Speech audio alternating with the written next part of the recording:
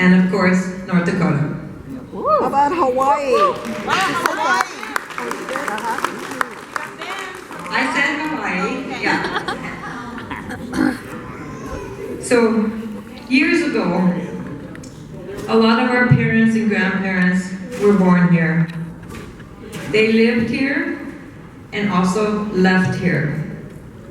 They all took different roads in their own lives to find their own dreams. But tonight, those roads have all led us back here to our roots, to the sweet Turtle Mountains. You can clap now.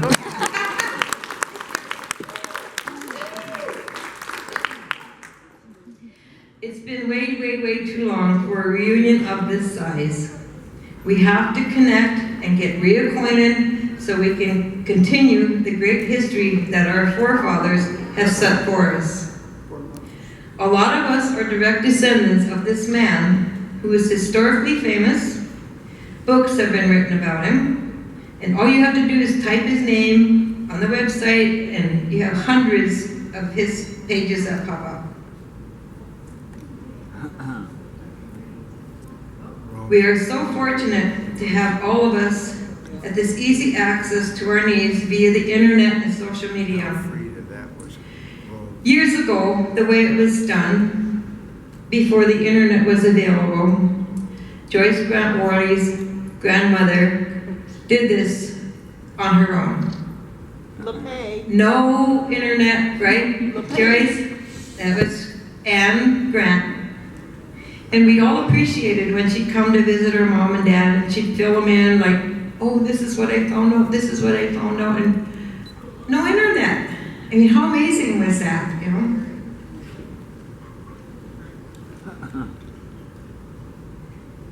And Joyce kind of reminds me of her grandmother because she's buried into the internet. She's buried into the computer. She does everything. I mean, anything that pertains to our history, Joyce is there. You need anything, ask Joyce. Just not equipment. Just not setting up equipment. Use it. Yeah. But I think it's so important that we keep this continued. Joyce works hard, I work hard, Ken Pluto, we all work hard on this history, and we have to keep this going. Because when I was little, I didn't pay attention. I remember when Fred and Ann would come over, and Marie and Clara, they'd all be there at the table, and they'd be talking about all this. And I wanted to go play and ride my bike, so I didn't care. But I should have paid attention. But however, we're so fortunate now that he's so famous that we can find it anywhere.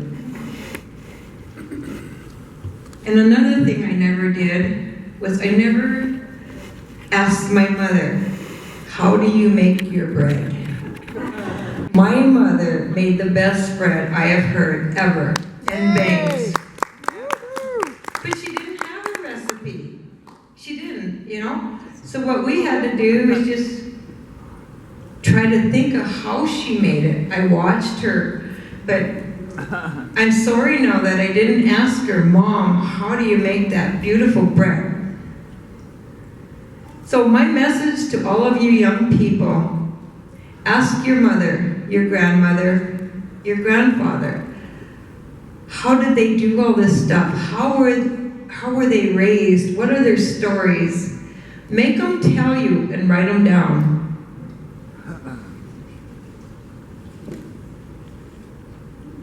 So how am I doing, girl? Good. Carol?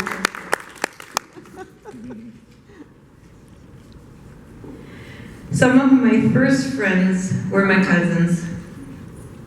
I remember going to Rock Lake to visit the Lanes. We were all little kids. I remember going to Fort Totten to visit all the Brunels. My Aunt Emma, her great-granddaughter, or her granddaughter, was Mary Ann DeLorme. They used to live kitty corner across from Grandma and Grandpa Grant. And we played together as children. Unfortunately, she's not here tonight, but she's had health history, so she couldn't make it. And I'm kind of glad that we all picked Belcourt to have our reunion here. Belcourt has a beginning for most of us. St. Anne's Church was and still a very important structure in my life and many others' lives. Its walls hold many memories, secrets of confession, and sacraments. It has baptized, confirmed, educated, married, and held a great number of funerals for us. Belcourt was named after Father George Antoine Belcourt. He was the first Catholic missionary to celebrate Mass for the inhabitants of the Turtle Mountain people. The earliest resident priest was Father Mallow, who was a traveling priest and settled in Belcourt around 1890. It is said that he was the one who brought the statue of St. Anne's from the Vatican City in Rome.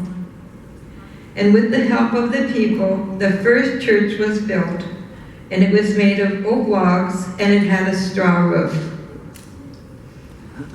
It is believed that the custom of observing St. Anne's Day began in 1890, thus naming the church St. Anne and honoring her as the patron saint, and they make a novena every year, and they have a procession. In the older days, people who came by hundreds, driving their Red River carts and their wagons, and they were filled with the needs for a 10 to 12 day travel. They would pitch their tents on the mission grounds. Métis, full-blood, French, Canadians, all came together to make the 9-day novena to Good St. Anne. Of course, history improves and changes things. Later on, people were allowed to have concession stands. They were charged $5 a stand and mostly sold lemonade, bananas, and watermelon. And finally, we got to the procession. In the procession, first was a team of horses that were very, very well decorated. They had a hay rack filled with little girls dressed in white. The statue of St. Anne was in the center. It was well decorated with flowers and streamers. 3 teenage girls representing faith, hope, and charity, all dressed in red, white, and green. They followed the rack. The little children followed next in line, teenagers after that, then the women, then the men. Finally came the priest and his altar boys. Then when it got to the end, everybody got back to the church and you had to kiss the cross. I, as well as someone else in our group tonight, remembers this procession so well. And that is Marie Galuzzi Potter. For 1 year, she was chosen to wear the white dress in the procession. She has a picture of it to prove it. She's got the picture right there. My father, another historical building in Belcourt is the Turtle Mountain School. We used to call it the government school. The first year the school had a commencement was in 1943, and my Aunt Mabel and everybody else's Aunt Mabel Coffin was the first valedictorian of that class. Also attending the school was Vernon Grant, Joyce Grant Worley's father. My father, William Bill Grant, worked there for 30 years. He told us the story of how his sister Mabel and all of her friends would always go and bug him for a cigarette. He was getting real tired of it. So one day when they came and asked him for a cigarette, he pointed to his pocket in his shirt. And when they reached in there, this little white mouse ran out. And they never asked him for a cigarette again. Another building that was significant to our family was a restaurant built in Belcourt called the Tumbles Inn. Mary Rose Grant Strassman was an early widow, so her and her mother and father built the first restaurant, boarding house, and dance hall. It was a fine restaurant. and all of her brothers and sisters worked there. The younger siblings were all very talented and musically inclined, and on the weekends, they drew crowds of their own age. The doors closed in 1942 when Mary Rose and some of her siblings moved out west to pursue jobs in the defense field. When I decided to write this journal, it was in 1999. I too had to mail forms to people to fill out, trying to find out information about their parents. In doing so, it was disappointing. Some would answer me and others wouldn't. I was frustrated, so I just kind of dropped it. Until the last few years, I got actively involved in it again. So my purpose in writing the journal was to provide family with factual information, history and photos of the great Cuthbert Grant.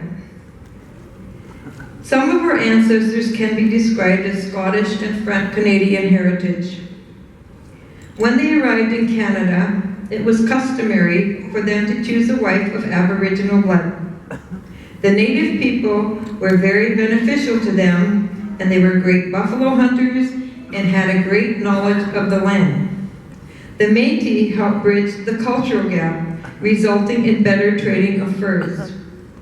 They played an important role in the forming of the Red River area in Canada. The French traders were not fluent in the local native language, and the women they married didn't know how to speak their language. So the children that were born to the French Canadians, and mostly the Cree women, started blending the two languages and came up with the language for the Métis people, called Michif. We are all Métis people, and the meaning in French means mixed. We are two cultures joined together to form a new distinctive culture. We are the combination of European and indigenous North Americans, and our families and culture will continue to grow and prosper. We can trace our family heritage back to the early 1400s in Scotland.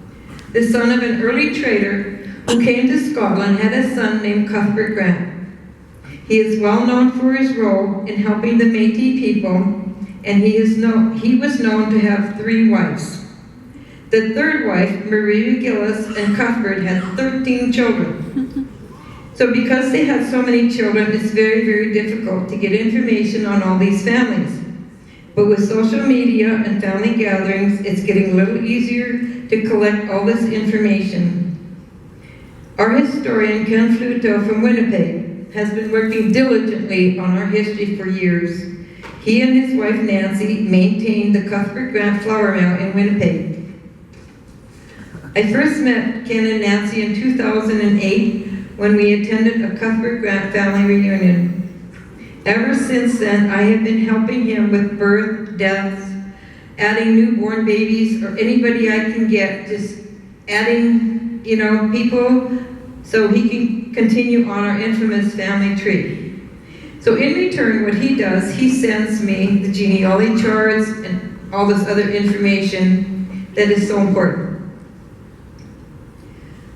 And in my studies, or in my history, I found out that we have these double cousins. For those of you who don't know, the story goes like this. My grandmother, Petronelle Manette Grant, married William Grant, and her sister, Rosalie, married William Grant's brother, James. So thus we have all these double cousins. I have met some of the members of the Hall family. They are descendants of Rosalie and James Grant. We got to meet them last summer when we were visiting in Seattle. We all got together at the Pike Place Market and had lots of fun. Danny Pat and her husband, Irv Detling, also took the train up from Portland. Our sister Karen arranged the whole thing. That's how this reunion idea got started. Ben suggested that we have to have a reunion. We were going to go to Hawaii, and he would have comfortably seated or held 27 of us, which I think maybe next year we could go to Hawaii, Ben.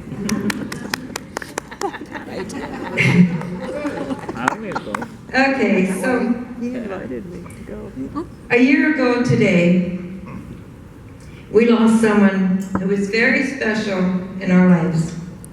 Leah Joyce Sugar Chahampi Burnell Black died a year ago today. And her family's over there. Just rest in peace, Sugar. Okay, so I would like to thank everyone who's come to the reunion. Sandra Putcher from the Skydancer Casino. Shannon Hychek for putting on the beautiful meal. Joanne Dakota for making the fried bread and bangs. Curtis Black and his wife for making the wojapi. To my friend Gloria, who has taken all these beautiful pictures for me. My daughter Dawn and her sister Karen, who helped with the cookbook. Danny Pat, who helped today. Brady and Alice Joe, who helped set everything up, and make sure it's working. Also a big thank you to Joyce Grant Worley and her sister Lisa for putting the slideshow together and the photo booth. A big thank you to Ken Pluto and his genealogy chart, which is way on the back. And if you see any errors, please put a little sticky note on there and we will correct it. Also, thank you to Meftel Morin. I know a lot of you have connected with Meftel, and she is a beautiful, beautiful person. And she has helped us so much to connect to all these other families that we don't know anything about. Right, Joyce? Yes. Okay, so. And finally, a really big thank you to Douglas Hubble and Marie Galuzzi Potter for giving me all their stories that they remember from when they were children. And without these stories, we wouldn't have anything. So what is so important now is for all you young people or whoever is to write these stories down. Because like I said, I didn't pay attention, but thank God Marie and Douglas did. So without further ado, I would like to introduce you to a lady who is so well respected and loved, my grandmother and friend, Marie Galuzzi Potter. She is going to give the grace and say a few words, and then we will eat and let the elders go first. I'm Diane's godmother. Thank you. I said godmother. Also, I have Gemma, who is my godchild. Ooh, okay, two of us. Two of you. Okay.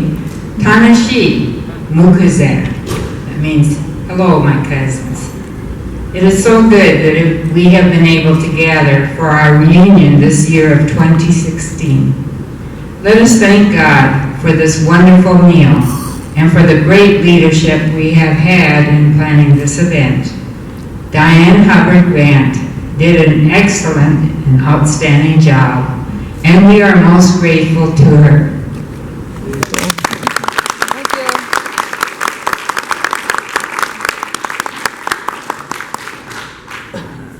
Jesus, bless our food this evening and help us to learn about our heritage on this special weekend. And let us gather in love as we hear more and more about our relatives and share our own stories. We give thanks for unknown blessings already on their way. We pray to St. Anne, who is our patron saint, here on the reservation to petition God to bless us and keep us safe as we travel and return to our homes. We ask for grace, joy, and good health for all our family. And remember those family members who are deceased. May all the memories we make this weekend make us stand proud and stand fast under the Grant name and under the banner of Jesus, Mary, and Joseph. Merci beaucoup. Amen.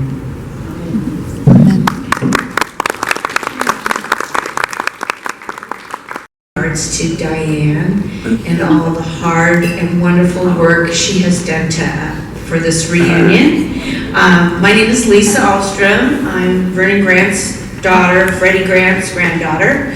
On our side of the family, one of the traditions that we have started to do is when it's a special occasion, a graduation, a child's birth, or a big event like this, we go in together and we buy a Pendleton blanket and give it to the person that earned it so graciously and wonderfully. So Diane, we are presenting you with this blanket for all your hard work and care and how we feel so blessed to be included in this event.